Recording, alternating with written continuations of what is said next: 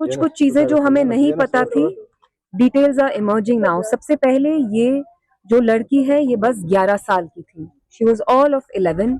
She hadn't even reached adolescence, जिसको हम puberty कहते हैं। दूसरी चीज, इनके जो फादर हैं वो एएसआई में है और वो पुलिस में है।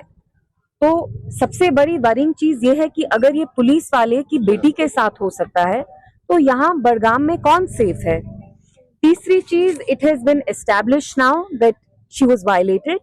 She was all of 11 but this girl was violated.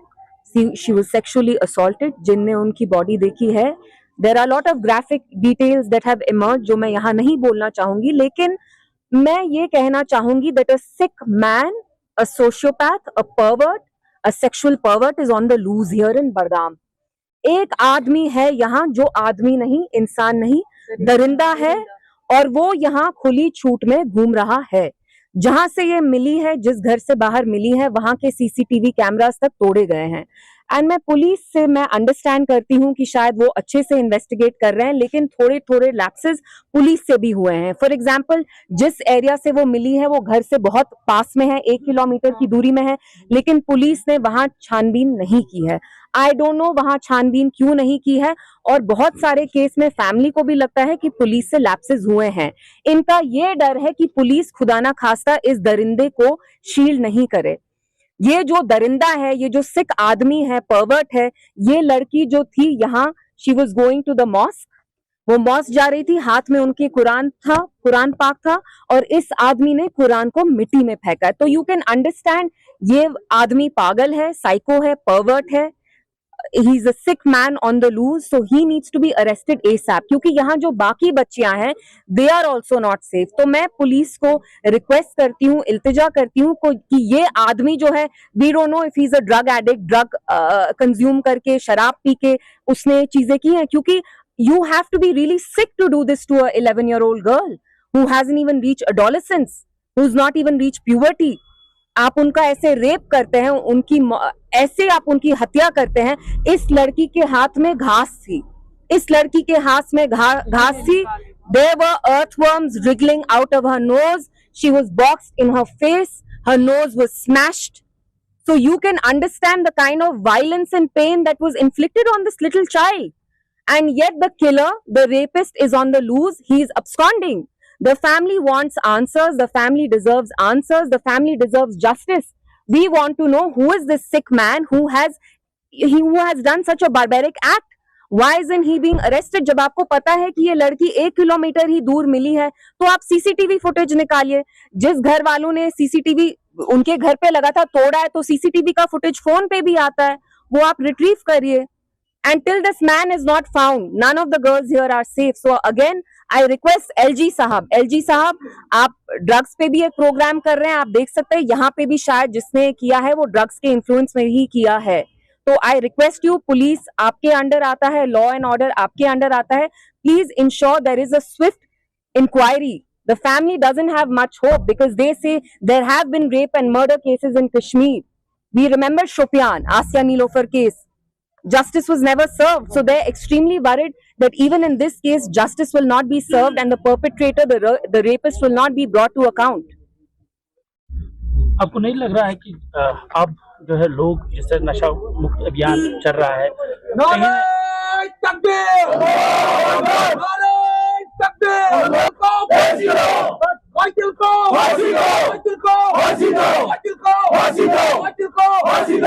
आपको नहीं लग रहा है कि हर एक को अब सामने आना होगा, चाहे मुस्लिम गुरूज है या जितने भी रिलीजन से उनके सामने, ताकि ड्रग्स जिस तरह से फैल रहा है उसको हम रोके, क्योंकि कहीं ना कहीं इस चीज को उसके साथ भी जोड़ा जा रहा है।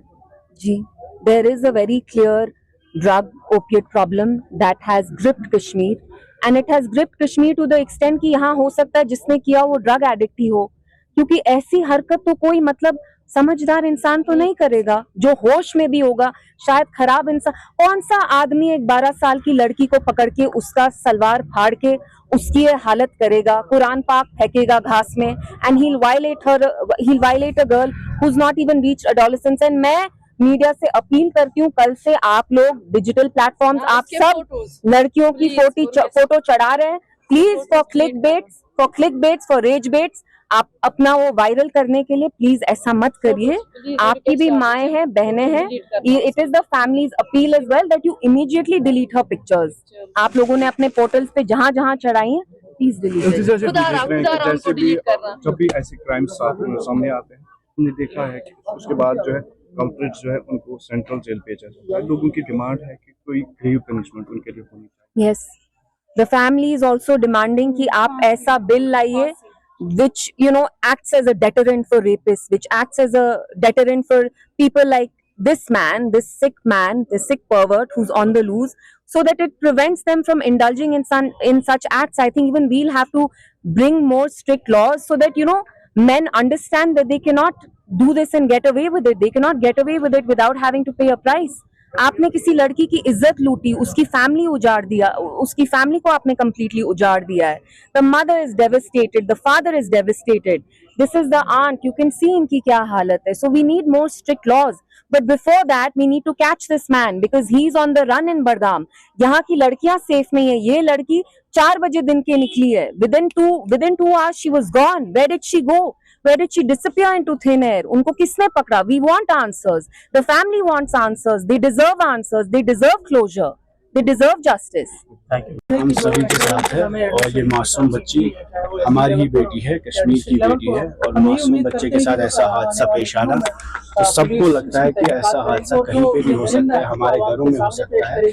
न सिर्फ इसकी हम मजम्मत करते हैं बल्कि पुलिस से भी अपील करते हैं कि जल्द से जल्द इसकी इन्वेस्टिगेशन होनी चाहिए और जो भी मुलविस लोग हैं, जो कातिल है इसमें, उनके खिलाफ सख्त कार्रवाई होनी चाहिए। और ये कहीं ना कहीं हम सब लोगों के लिए एक सवाल है कि हमारा समाज इस वक्त कहाँ तक पहुँच चुका है। जब हम बड़ी बातें करते हैं, इतने मजहब के बारे में बोलते रहते हैं, समाज के बारे में बोलते रहते हैं, इस वक्त एक ऐसा वाकया पेश आने, एक मासूम 8 साल की बच्ची के साथ इस तरीके दर्दनाक तरीके में जो कत्ल हुआ है, I think it's very unfortunate. और एज अ सोसाइटी हम सभी लोगों को कहीं ना कहीं इंट्रोस्पेक्ट करने की जरूरत है और ऐसे हादसों के खिलाफ यही अपील है सरकार से कि पुलिस से कि स्ट्रिक्ट एक्शन होना चाहिए और जो भी इसमें मुलविस है उनके खिलाफ कार्रवाई होनी चाहिए। तो वैसे क्या आपको लग रहा है कि पहले जो वाक़यात बाहर होते थे, अब धीरे-धीरे कश्मीर में ऐसे वाक़यात रोनमा हो रहे हैं? इंसान जो है शर्म से देखिए ऐसे इंसिडेंट तो कभी हुए नहीं और इतनी मासूम बच्ची के साथ ऐसा दर्दनाक वाक़या पेश आना, ऐसे कत्ल होना कहीं ना कहीं हम सब लोगों के लिए एक बहुत बड़ा सवाल है एज अ सोसाइटी। और मुझे लगता है पूरी कश्मीर न सिर्फ शर्मसार है लेकिन सबको दुख भी है, दर्द भी है इस घर के साथ जो वाक़या पेश आया और एक पुलिस वाले की बेटी के साथ हुआ है। तो हम यही चाहते हैं फिलहाल स्ट्रिक्ट एक्शन होना चाहिए और जो कातिल है उनके खिलाफ कार्रवाई होनी चाहिए।